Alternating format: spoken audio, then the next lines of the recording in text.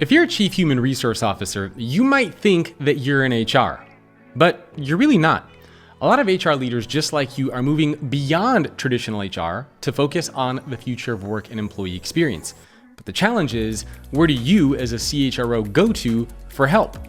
The feedback that I've heard from lots of CHROs around the world, just like you, is that existing communities out there are very expensive, they focus on fluff, on speeches, on traditional HR components, and they're really just not giving value that CHROs want. Not to mention, they're ridiculously expensive. That's why I'm very excited to introduce Future of Work Leaders. It's a brand new community that I'm putting together with 100 chief human resource officers at companies around the world, including those from Johnson & Johnson, Neiman Marcus, Dow, Lego, Northrop Grumman, and many, many others. So if you're a CHRO looking to actually get value out of a peer community focused on the future of work and employee experience, you don't want fluff, you don't want to spend a ton of money, you don't want speeches, you don't want to be upsold, then check out futureofworkleaders.com. Hello everyone, welcome to another episode of Future Ready Leadership. My guest today, Martin Ford. He's a futurist, a TED speaker, author of several best-selling books, including Rise of the Robots and Rule of the Robots. He's one of the world's leading experts on the topic of AI and employment and basically what's happening in this technology-driven world that we're all a part of. So Martin, thank you for joining me. Thanks for having me. So the first question that's going to be top of mind for a lot of people is, what in the world is happening with AI today? And I know that's a very broad question, but I think broadly, a lot of people are wondering, is AI going to take over the world? Are we going to lose our jobs? Should we be worried or scared? So when you kind of zoom out really big picture, where are we, do you think today, 2025, with the state of AI? Well, I think we're clearly at a point of acceleration. I mean, this is something that many of us have been writing about and worrying about for a long time. I've been writing since 2009, in particular, about the potential for AI to take a lot of jobs. And I think that we, are finally reaching the point where that's really kind of captured the public's attention. And so everyone is starting to focus on that and also on the broader issues of things like existential threats from AI and so forth. I don't think that people should be terrified or worried, but I think that definitely this is rising to a very salient issue for everyone. I mean, this is something that, let's say within 5 years, I think there could be a dramatic impact on employment and also in many, many other areas. So where it used to be that AI was something that most people didn't need to worry about, now I think it's something that virtually everyone should have some level of concern about and should want to really understand it and also participate in the conversation. And I think we're going to have about where this is headed. So it is becoming a very, very important issue with some clear dangers associated with it. Okay, so I definitely want to unpack the dangers, but I'm also really curious. There's sort of like the state of AI from a technology perspective versus the state of AI when it comes to adoption.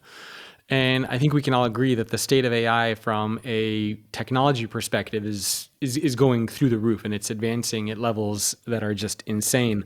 Whether you look at ChatGPT, their recent release of Sora with the ability to create video clips with just the type of analysis that it's able to do, it's far and away surpassing, I think, the expectations that most people have. But on the adoption side, especially I think on the corporate level, it's nowhere near. Right? So there's obviously a very big mismatch between capability versus our using that capability in the corporate world. So why don't we start with just the ability of AI now? So a lot of people are clearly, they understand that AI can do a lot of cool stuff. They think of ChatGPT, they think of Sora. But if you were to give people kind of an overview of how capable, how powerful is AI today, how would you explain that to somebody? How capable and powerful is it really? It depends on what kind of problem you want to use it to solve. I mean, for example, use ChatGPT and its competitors as a kind of a research assistant. If I want to, find out, gather information on the web, something that I previously would have done manually by Googling things and then looking at the articles and sort of summarizing it myself. It's incredibly good at that. I mean, it's on the level of me basically hiring someone to do that almost, right? However, in many other areas, it's that require higher level reasoning. It's definitely not at that kind of a level yet. So it really depends on what you're looking at, but clearly it's making very rapid progress in terms of its intellectual capability. The latest version released by OpenAI, the 001 version, right? The Mhm. version that actually does more work at the inference level. In other words, it's actually taking more time to think rather than just relying on training. That is really remarkable in terms of what many people are saying. And many people have sort of speculated that it is actually getting fairly close to human level intelligence in some cases. So it's making remarkable progress. But one thing that's been true really from the beginning of AI is that in general, these systems are sort of against what our intuition might be. They tend to be better at doing very high level intellectual type things, but they're obviously not capable of doing very simple mundane things, and that especially comes through in areas like robotics, right, which is progressing slower than what we're seeing with pure knowledge based artificial intelligence. Mm. You can rely on these systems to explain quantum physics to you, or really deal in some cases with solving very complex problems, but they can't do they can't make coffee. Obviously they can't do anything that requires physical manipulation and so Yeah. forth. So what we see is that and this is something that I've in terms of the job market, this is something that I wrote about even in my first book back in 2009, is that actually what we think of as white collar jobs or knowledge based jobs are quite possibly going to be threatened before what we would think of as less skilled blue collar type jobs, because those jobs require physical manipulation and so forth. Although robotics is certainly also Yeah. making important strides as well. How long do you think it's going to be before we see, I don't know, AI coworkers? Recently at CES, the CEO of NVIDIA was there, and he showed how many robots did he have on stage with him? Like 24 robots he had on stage with him. He was talking about quantum computing, all these different crazy things that they're investing in, and the progress that they've been able to make. And so I think a lot of people are wondering, how far away are we from actually interfacing, using AI as an actual coworker, as an employee at a company, having AI running our house, having a bot do our dishes, like actually living in our home? How far away are we, do you think, from this Jetsons like world? Right.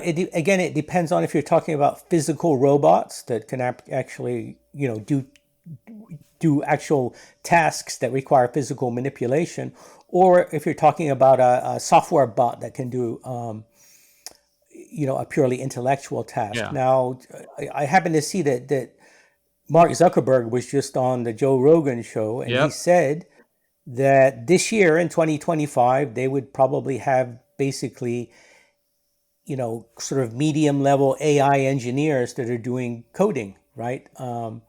So that you're already beginning to see that happen. And again, that's very counterintuitive because, for years and years, people have been saying, well, what we need to do in order to solve our problems in terms of educating the future workforce is we need to teach everyone to learn to code, right?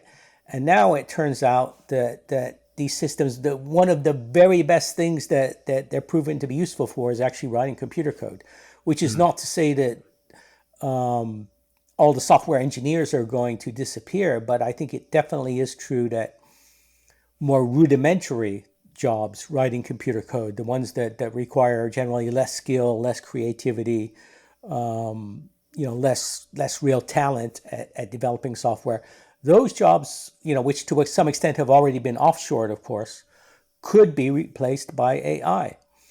But if you're talking about, like Elon Musk demonstrating the Optimus robot, Hmm. doing actual work, I tend to, I could be wrong, but I tend to think that that's pretty far out. You're talking basically about something like C-3PO from Star Wars, right? That kind of a robot that literally is humanoid and could in theory do just about anything that a person can do.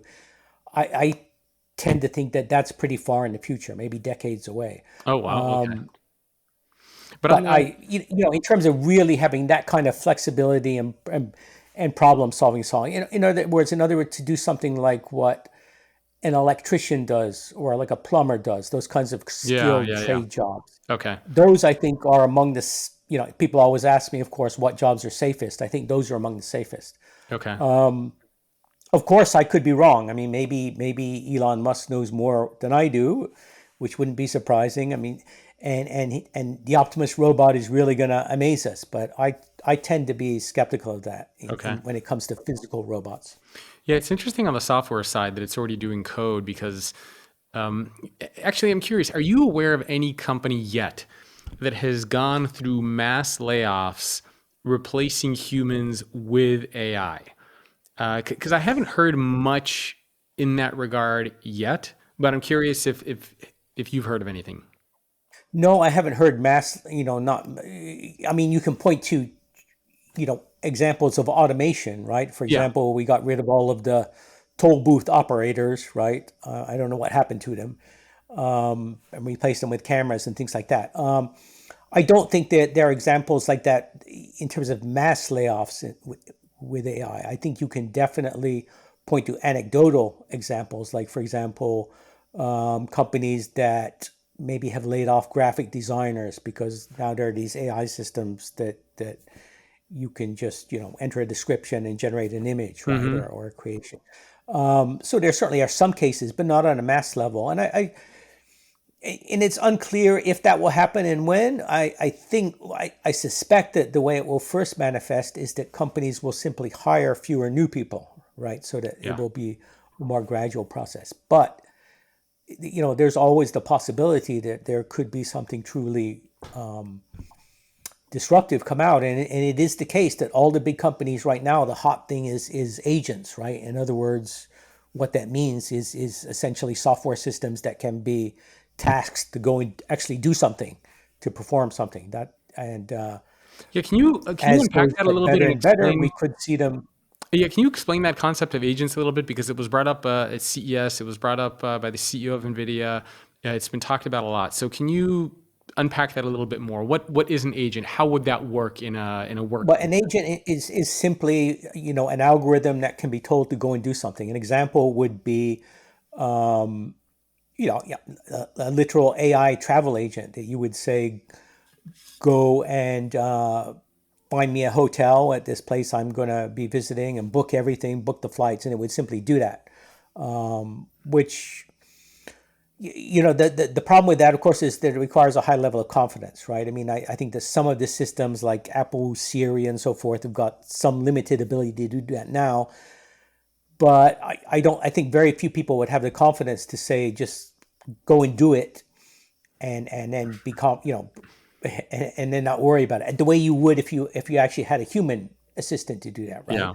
But the day may be coming very soon when it will reach that level of reliability. And I guess travel and booking reservations at restaurants and hotels and things like that Mm. are sort of the most obvious examples. But in theory, that can extend to everything. And it could certainly also extend to tests or to tasks performed within companies, right? So that once AI agents become truly proficient, they could, in some cases, step into the role of basically of an employee, right? You can begin to replace human workers with agents that can actually go out and Mm. perform these tasks. And there's probably a threshold there where suddenly people have confidence, right? That these things we can trust them to go and do this and do it correctly, and most of the time at least produce a good result. Where do you think we And at are? that Just point, it would take off. yeah, yeah. And I mean, it's really interesting to see how that's going to take place. Where do you think we are in terms of implementation and adoption of AI? So one of the things, for example, that I run, I have a CHRO group called Future of Work Leaders, and we have around 40 chief human resource officers from some of the world's top companies in there. And I'm always asking them, are you using AI internally? How are you thinking about it? And by far, the most common response I get from everybody is, well, we're kind of testing it around here and there. We're cautiously optimistic.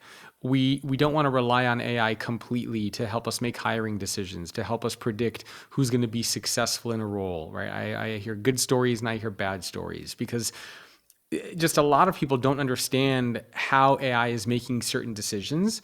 So I think on the adoption level, we're still very, very nascent, right? I mean, using AI or something like ChatGPT to maybe help write a job description or to help answer a question.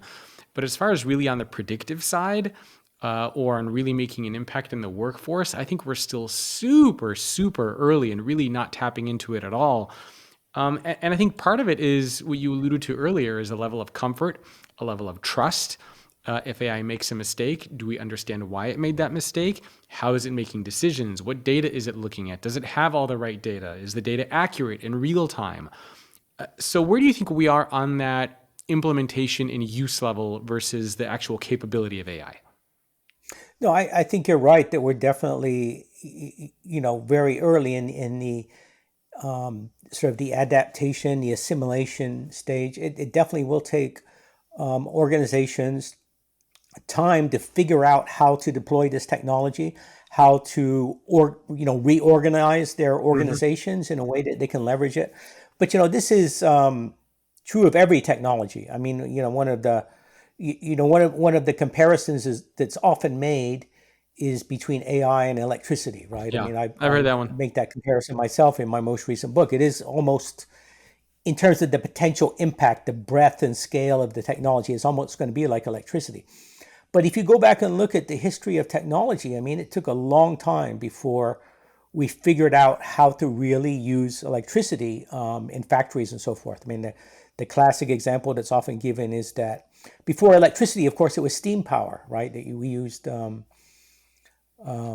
factories had a big steam engine, and all the machinery was arranged around this big steam engine, and there are all these pulleys and levers and everything attached to the steam engine that powered all of the machinery. And often factories were several stories tall because they had to be, basically arranged around this big central power system.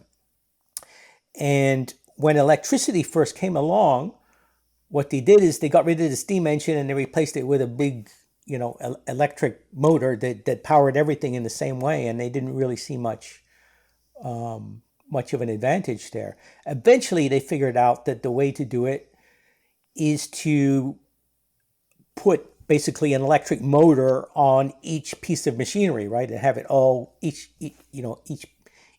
machine individually powered.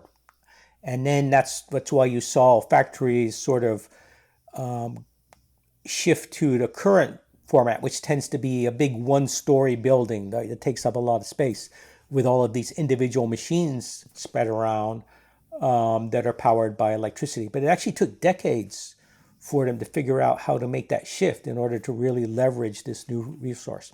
I don't think it would take decades in the case of AI. I think it's going to move faster, Yeah. but it definitely will take some time. For example, if you're thinking specifically about using artificial intelligence to replace jobs, right, to do things that used to be done by people, I think it's very rarely going to be a one-to-one correspondence where there's one worker doing some stuff now, and then there's going to be an AI system or maybe someday a robot that comes and does exactly what that worker does. In fact, what's going to happen is that some of the tasks, the individual, things that are being done by a worker will be able to be done by AI, and those things will be replaced.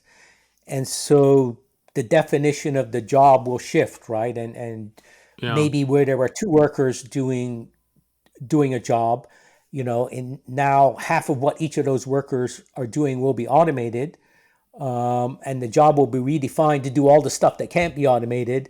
But maybe then there's only one job, right? So it'll be that kind of thing, which requires really, you know, reorganizing the whole workplace, the whole way the system works, and often probably eliminating a lot of jobs, but also creating entirely new jobs that might even be filled by entirely different workers with different skills, right? Mm. And my thesis though is that over time there will be fewer human workers and more AI. Yeah.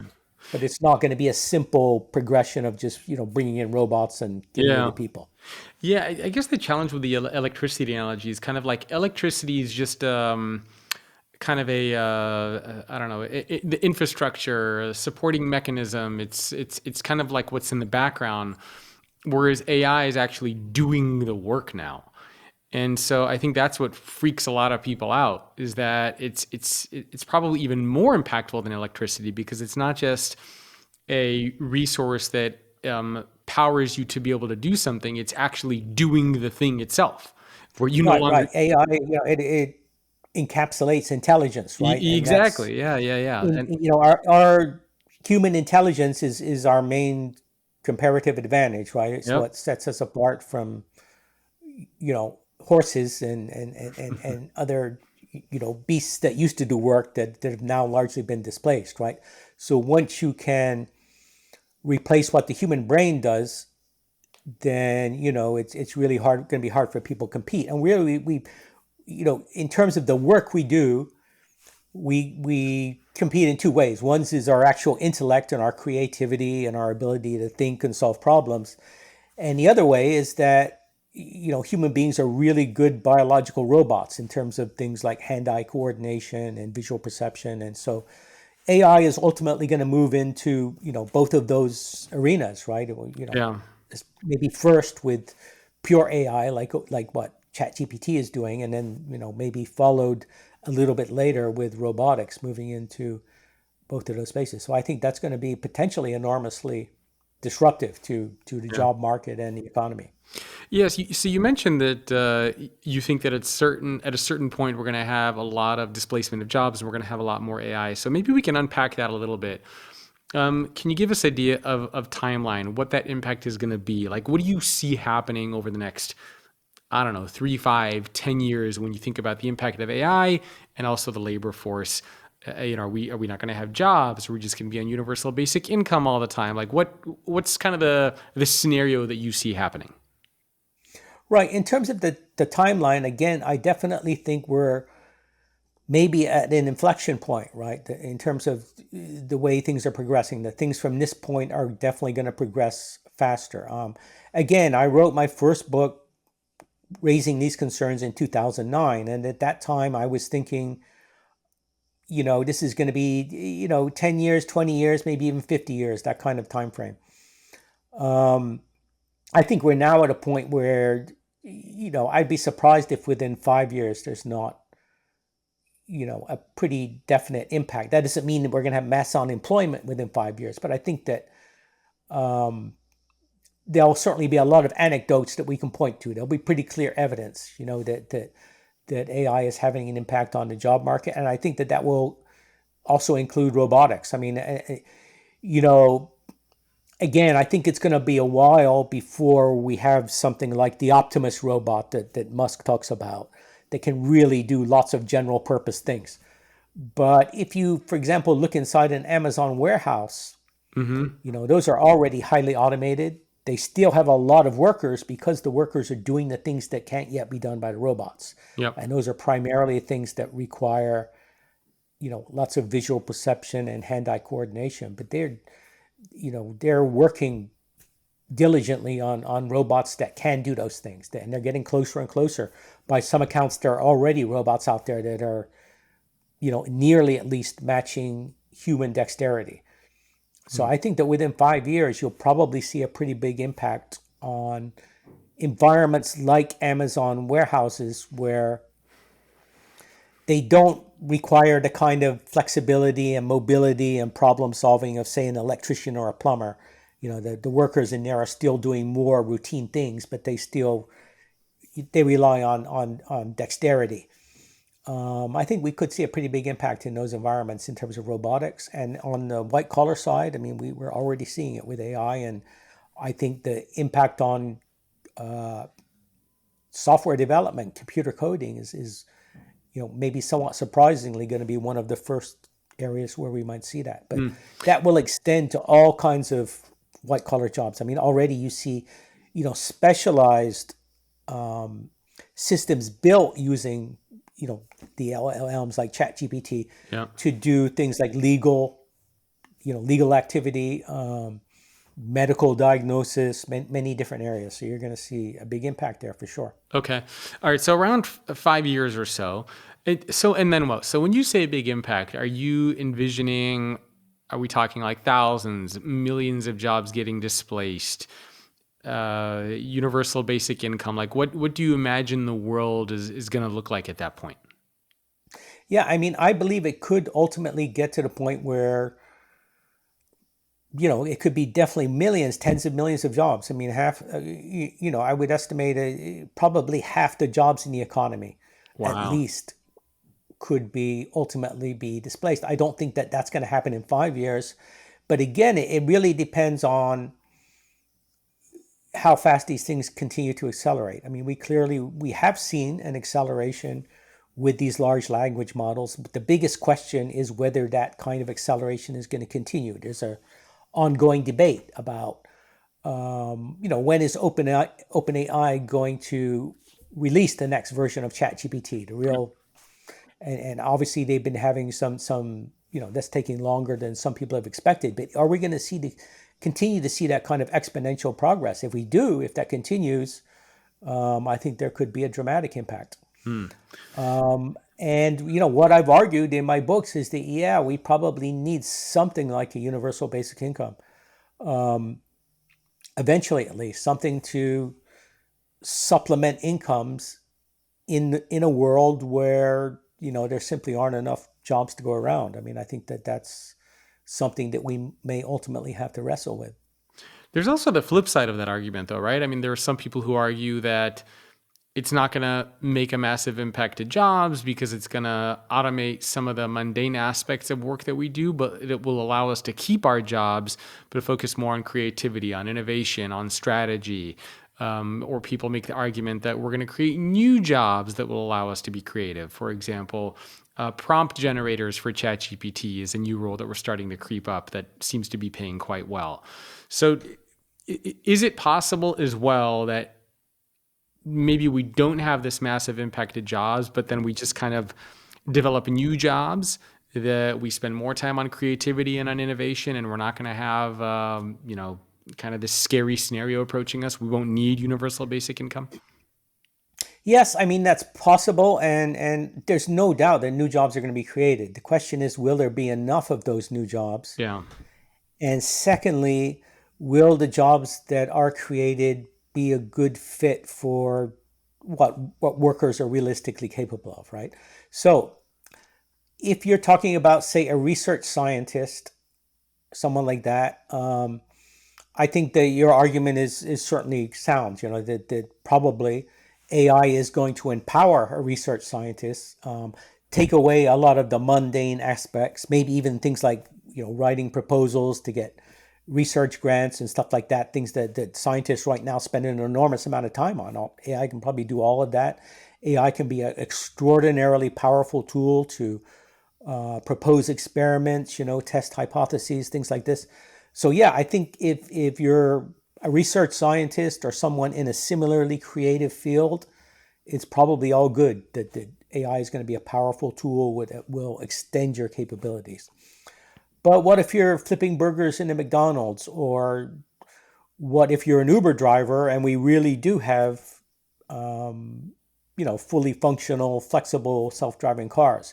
Then maybe it becomes a little harder to see how a worker like that moves into a more creative role, right? You can see some of it, like maybe if you're an Uber driver and we have automated cars, no doubt there will be opportunities for people that sit in a control center and Yeah. watch over the self-driving cars, but there can't possibly be as many of those people as there are Uber drivers, right? Because otherwise, what would be the point? There are going to be fewer of those people, and they may be more of technicians, right? They may not be enough just to know how to drive a car. So maybe those jobs aren't even going to go to former Uber drivers in most cases, right? Yeah. so you can imagine that progression, but it is the reality that people have different talents, right? Different capabilities.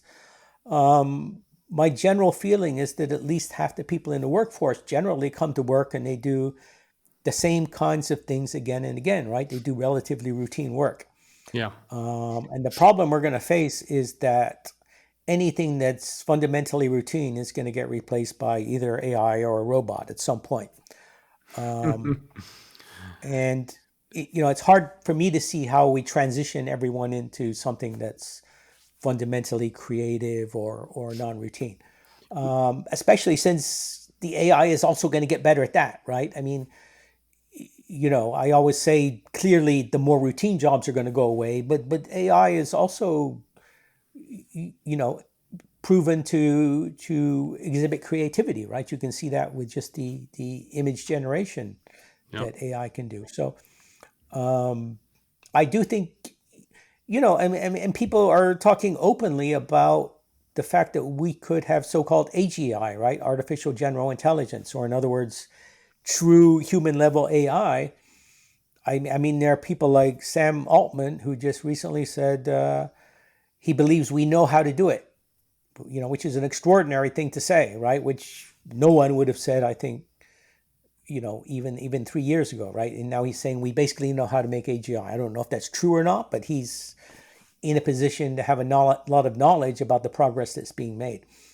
So there are some very smart, knowledgeable people that believe, we could be very close to building an AI system that matches human intelligence. If that happens, then Game over. virtually everyone thinks that we're soon going to have super intelligence, which means that there are going to be systems out there that are smarter than any living human being, right? Smarter than Albert Einstein. Yeah. And once systems like that become affordable, and once they begin to animate robots and things like that, at some point it becomes hard to see who has a job anymore. Even the most capable, smartest, talented people ultimately might not be able to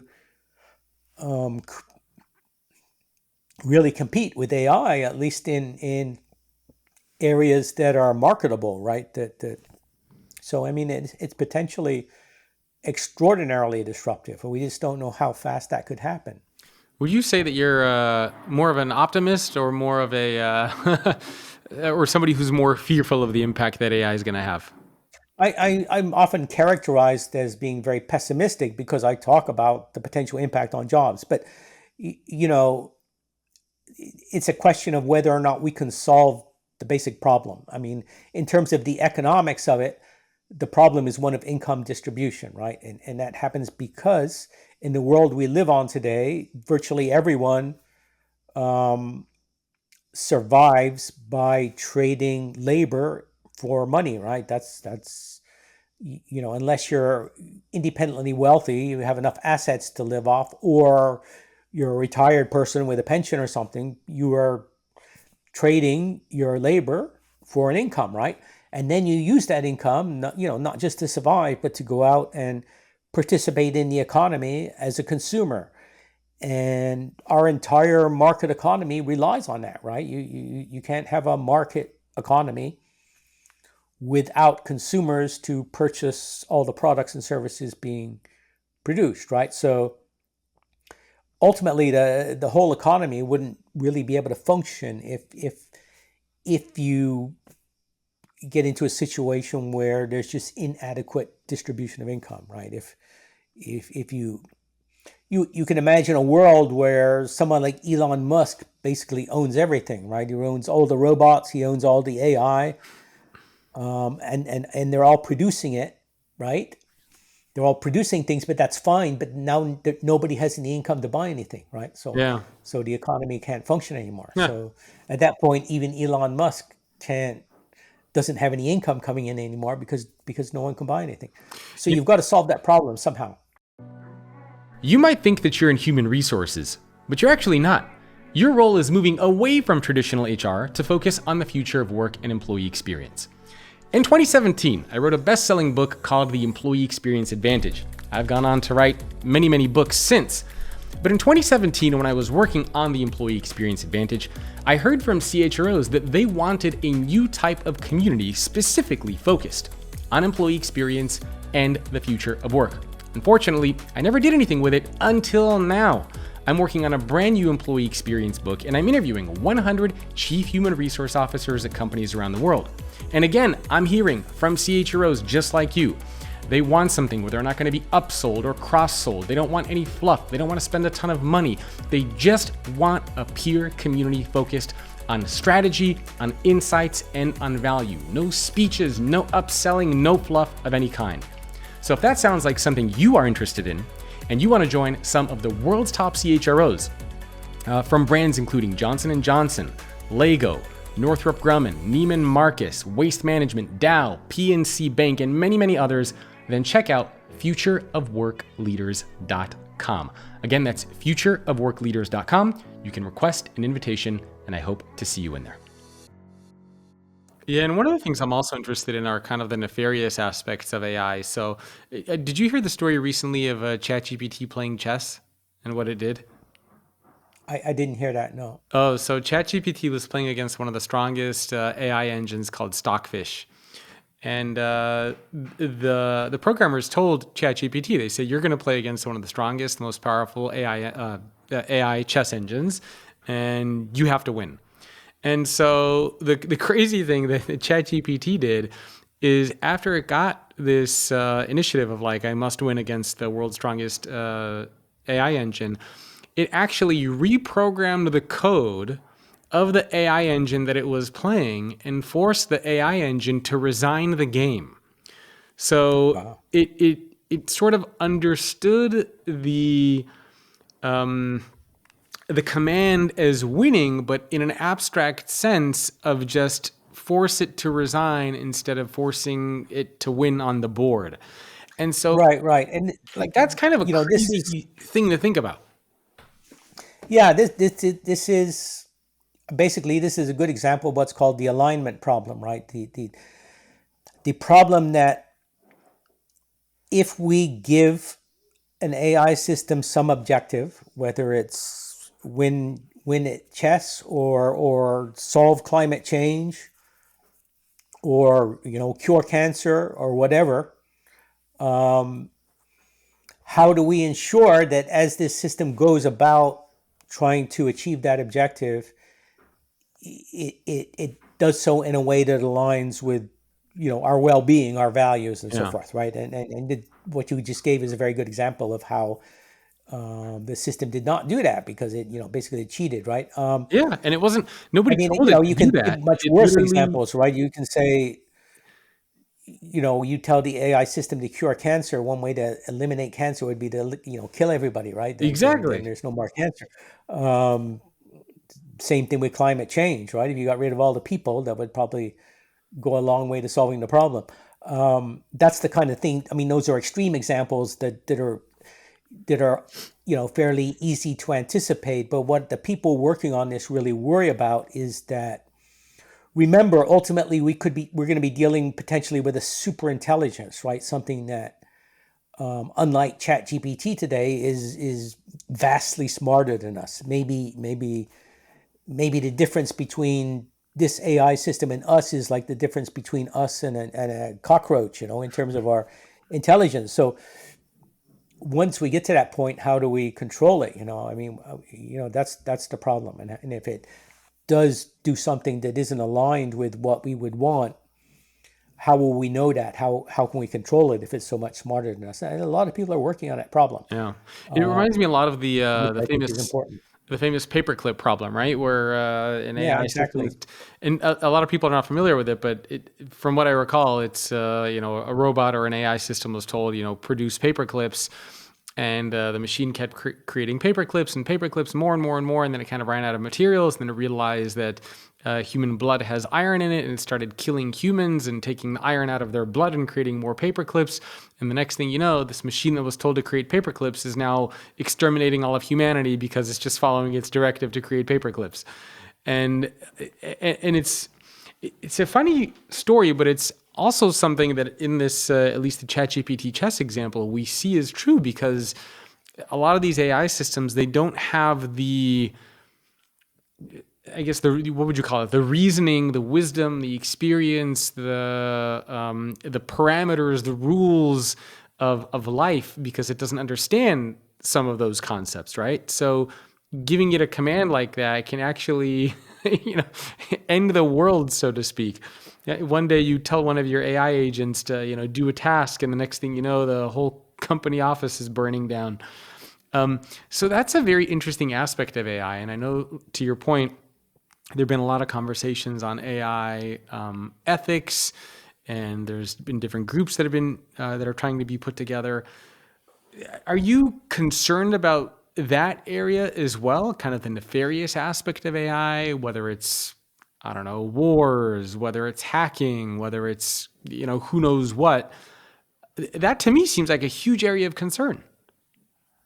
Absolutely, yeah. I mean, in my most recent book, Rule of the Robots, I talk a lot about all of these issues, and they're all extremely important. I mean, you mentioned war. I think already in Ukraine, we're seeing drones taken to a whole new level, and one Yeah. of the things they're doing is making them more autonomous, right? And once weapons become fully autonomous, then obviously we can lose control of them. They can be, you can imagine swarms of thousands of autonomous drones being controlled by a small team of people, so that many people argue they become weapons of mass destruction. There's a really terrifying YouTube video called Slaughterbots, which you can find on YouTube, that Oh was my put God. together by a group of AI experts very concerned about this, that shows a very futuristic vision of what fully autonomous, drones basically could unleash, especially if they fell into the hands of terrorists or something like that. So that's a very terrifying scenario.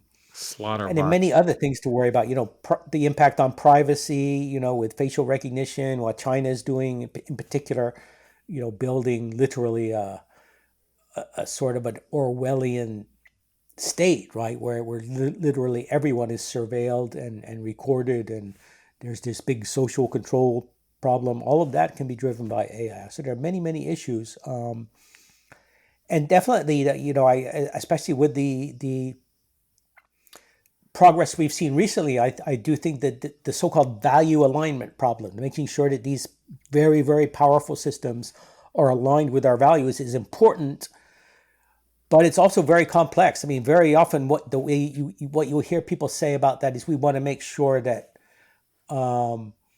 AI systems are aligned with human values, right? I mean, what does that mean? I mean, Yeah. the Taliban's human values, Yeah. And how do you even the do that? Chinese Communist Party's human values. I mean, so it's not so simple, right?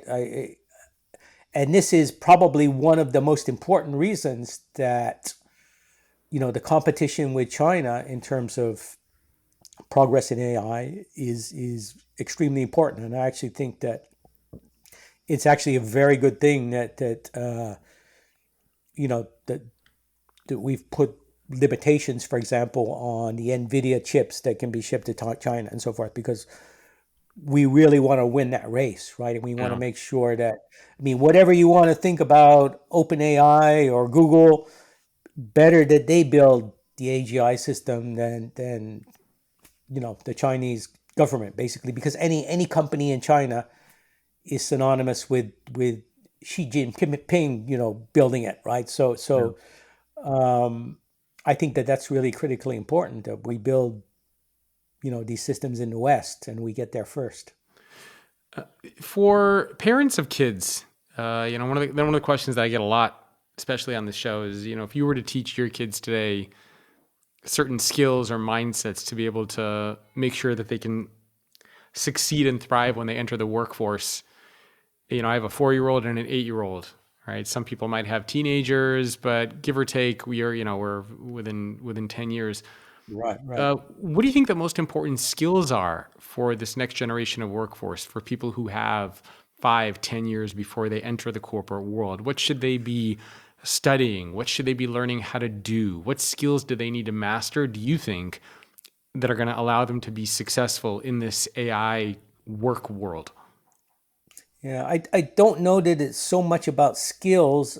It's more going to be about particular talents and personality traits. It's going to be about creativity, certainly. I mean, but is creativity a skill? Can you learn Mm, creativity, or is creativity an innate talent? Certainly, you yeah. can. You can. What you can say is that in terms of education, we definitely want to do everything we can to maximize the creativity that every student is capable of. Right. Try to do everything to amplify that. Interpersonal relationships, right? Working with other people is another area, because these are the things that, at least right now, AI is not so good at, right? Yeah. You know, just learning a skill like, an accounting skill or something like that, being able to operate a spreadsheet, clearly that's something that is going to be susceptible to Oh, automation. yeah. So I mean, that's the general thing about skills, is that AI is going to be incredibly good at acquiring skills, Yeah. right? So um, I mean, I'm it's teaching really my something kids. more nebulous than skills, and broader, more, think of it as talents or capabilities, especially things that, at least right now, are more uniquely human, right? Yep. Yeah, I mean, I'm Building teaching my kids relationships with more of people. those human things, right? How to be a good communicator, how to be able to create good relationships, how to, think critically, how to learn new things. So I'm constantly trying to reinforce those types of approaches. How do you experiment? How do you deal with failure? More of those kind of human components, because I think those are going to be very, very relevant when we think about this tech-driven world. No, I think that's right. And of course, a general familiarity with AI. Everyone Yeah. should, everyone probably, at this point, every school at every level pretty much should have a subject or class in AI. Definitely, for sure, every college student should be taking a course in the implications of artificial intelligence. I don't mean a technical class like learning the Yeah, yeah, yeah. mathematics of it. I mean learning about the general capabilities of artificial intelligence, learning about how it's likely or possibly going to progress in the future, learning about the implications for society. Because this is going to be, I think, the most important force probably that shapes the future, really, of maybe of our whole society, but certainly of the lives and the careers of young people. And of course, Mm, it depends on the age. I mean, you say you have a 4-year-old. I mean, I think none of us can imagine, yeah, what it's going to be like when a 4-year-old goes to college. I mean, that's, you're talking about what, another 14 years, right? yeah. It's crazy. Um, that's kind of almost pointless to try to predict what that's going to look like, right? So, one of the most important messages is we're really going to have to kind of think on our feet, right? And understand these things in a very general sense, Yep. and Yeah. yet be very adaptable in terms of how it actually plays out, because we're not going to, we're not going to know. One area that I'm also really interested in, and it's kind of the focus of the podcast, and maybe this will be the last theme that we touch on, is the impact on leadership. And so, kind of a two-part question to this is: how do you think this is going to change or influence the way leaders lead? Whether it's engaging their employees, whether it's knowing about their employees, or motivating them, or trying to inspire them in some sort of way. How is that going to change? How is technology going to change the way that leaders lead their teams? And then, if you were advising leaders, and anybody who's listening or watching this podcast right now, and they're thinking about the impact of AI, what should they be doing? So maybe let's start with the first side of this, on kind of the how leaders lead. What impact do you think AI is going to make there, if any?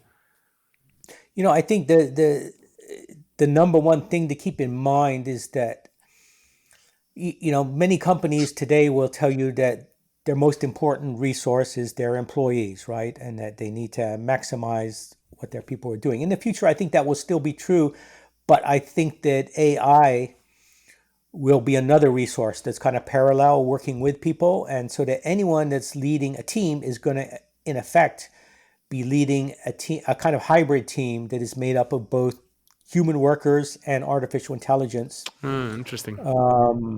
And one of, my thesis in part is that that's going to shift over time so that it's more AI and maybe less people in terms of what you're actually managing. But it's going to be critical to sort of get that balance right, to manage the way the two interact and leverage each other and can get the maximal results. And there's also, absolutely, I think that the future is going to see, downsizing in terms of human roles. And so a big part of leadership is going to be able to manage that in an effective way, in a humane way. And part of it is certainly going to be participating in the broader conversation we're going to have as a Yeah. society about what to do about that, right? I mean, it's not going to be, everyone just to be the cutthroat capitalists and slash and burn and worry about their profits. I think ultimately that's sort of what's going to happen, but clearly, leaders are going to have to do more than Yeah. that and engage in the bigger sort of existential questions that we're all going to face. It's interesting because how do you compete with an AI coworker? An AI coworker doesn't need to be motivated, doesn't need to be inspired, doesn't need any resources, doesn't need recognition or rewards of any kind, can be paid a fraction of the cost, can work unlimited hours. So, like if I were in the corporate world and somebody said, "Hey, this is your coworker, AI Bob," I'd be like, "How am I going to compete with Bob here?" Right? Right, I right. mean, how do No, you? exactly. That's exactly. Yeah. In my book, Rise of the Robots, I give the example of imagine a bunch of aliens landed, in these big flying saucers, and the aliens come out, and it turns out they're this weird species that all they want is to work, and they need some kind of rudimentary food. They never need to sleep. All they want is to work. That makes them happy. That's all they need. They don't have any leisure time. They don't consume anything. They don't buy anything.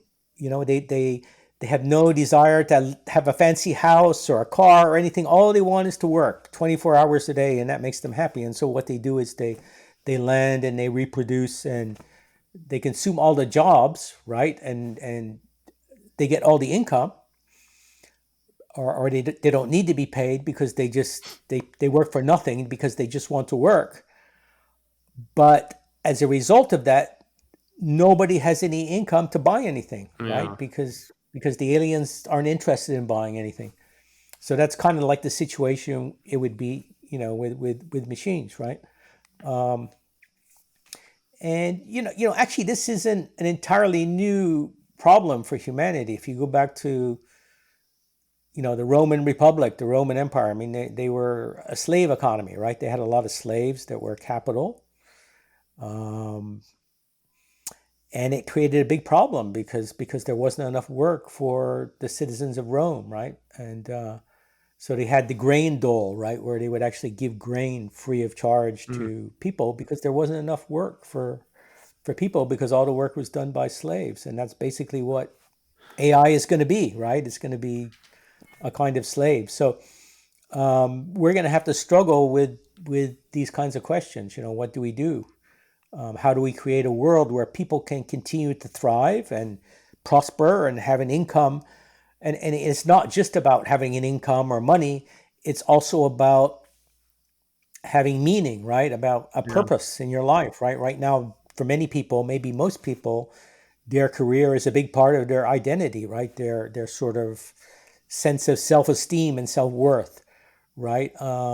If someday machines are doing the bulk of that, then how do we create that future? And Hmm. I always kind of give the example of Star Trek, the TV show Star Trek, as being kind of the utopian sort of future that we might kind of strive for, right? In Star Trek, People don't have to work 9 to 5 jobs, right? You've got the what did they call it? The replicator that can create anything, right, for free, and so Yep. people don't need, to work for their material needs, but still people are out, exploring space and doing things that challenge them and so forth. And we need to create that kind of future, right, where even if jobs gradually kind of disappear, at least for most people, we still have a life of purpose and a life where, a society where we thrive. Man, the future seems like a very interesting place, and hopefully it'll be a positive and an optimistic one, and less of a scary one. But just following these advancements on a regular basis, I mean, it's crazy to think that even when did the first version of ChatGPT come out? Was it like 2 years ago or something like that? Yeah, it's 2 years, and it's, you look how incredibly fast it's has moved, and already they've sort of pivoted, right? They ran Yeah. into some constraints at the approach they were using before, which is just to make it bigger, right, and give it Yep. more data.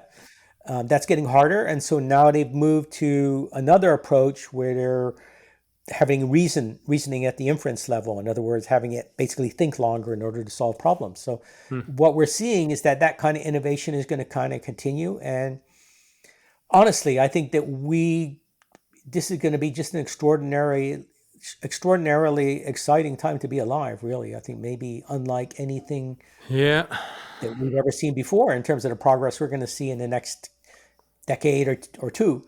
So I, it's I it's agree. it's a bit scary, but also extraordinarily exciting. And I think that we should all be thankful and lucky that we're here to see this. I mean, I know I feel that way. Yeah, no, I feel that way too. And like I said, it's crazy to imagine that 2 years ago we didn't have ChatGPT, and now it feels like it's such an integral part of how we work. It's on my phone. I use it on a regular basis. I ask it questions. I do research. It can help do bedtime stories. It can help do so much stuff. It's now kind of integrated into how we live and work.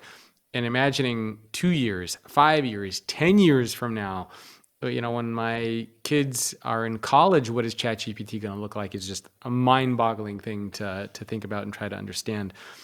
But Martin, where can people go to learn more about you, to follow any of your content? As we advance in this AI-driven world, I'm sure you're going to have a lot more insights out there. So where can people go to connect with you? Right. I have both a website where I've got links to all my books and many of the articles that I've written, and also an account on X or Twitter, and both of those are M Ford Future. So it's like at M Ford Future on X, and mfordfuture.com is my website where lots of information there, and you can find my books and so forth. Very cool. Martin, thank you so much for taking time out of your day. I really appreciate it. Thanks a lot. It's a great conversation. I appreciate it. Yeah, it was a lot of fun. And thanks everyone for tuning in. Make sure to follow Martin Ford. You can check out all of his books on Amazon and connect with him on X. And I will see all of you next week. Thanks for tuning in to today's episode of Future Ready Leadership. If you want to get access to more content on how you can become future ready, make sure to subscribe to the newsletter. It's thefutureorganization.com/newsletter. And if you enjoyed this episode, please send it to somebody who you would like to see become a better leader. Thanks for listening or watching, and I will see you next time.